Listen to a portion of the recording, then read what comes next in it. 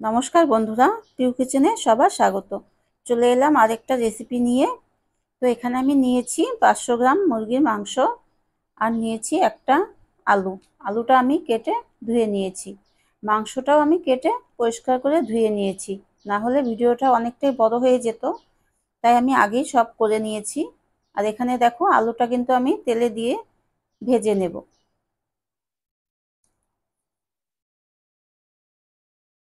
তো আলুটা আমি ভেজে নিচ্ছি, গ্যাসের স্টিমটা একটু কম করে দিয়ে আমি আলুটা লাল লাল করে ভেজে একটা বাটিতে তুলে নেব। তো দেখো, ভাজা কিন্তু হয়ে গেছে। এখন আমি একটা একটা করে বাটিতে উঠিয়ে নিচ্ছি।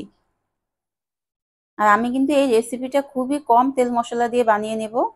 তোমরাও পাশে থাকো আর দেখো, যদি ভালো লাগে অবশ্যই বানিয়ে খেও। এখানে আমি দিয়ে দেব 5টা শুকনো লঙ্কা মাঝখান থেকে চিড়ে নিয়েছি, আর দেব গোটা জিরে। দিয়ে একটু ভাজা ভাজা হয়ে এলে আমি এখানে দিয়ে দেব একটা গোটা পেঁয়াজ, যেটা আমি আগে কেটে নিয়েছিলাম। পেঁয়াজটা দিয়েও একটু ভেজে নেব।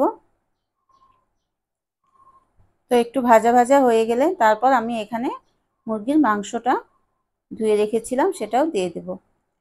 দিয়ে আমি একটু নেড়ে চেড়ে নেব। তো মাংসটা কিন্তু আমার এভাবেই সেদ্ধ হয়ে যাবে। এখন আমি দিয়ে দেব পরিমাণ মতো লবণ আর পরিমাণ মতো হলুদ, দিয়ে আমি ভালো করে একটু ভেজে নেব।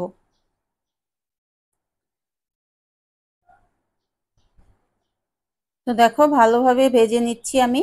এখন আমি আস্তে আস্তে একটা একটা করে আমি মশলা দিয়ে দেব। তো আমি এখানে খুব কম মশলা ইউজ করব।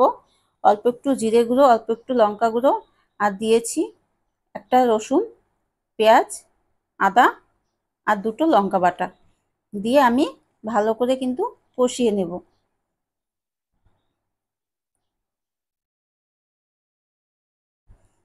তো আমি কিন্তু গ্যাসের স্টিমটা একটু কমিয়ে দিয়েছি, কমিয়ে আমি ভালো করে এটাকে কষিয়ে নেব। এখন আমি দিয়ে দেব আলুগুলো, যে আলুগুলো আমি আগে ভেজে রেখে দিয়েছিলাম সেই আলুগুলো দিয়ে দিচ্ছি।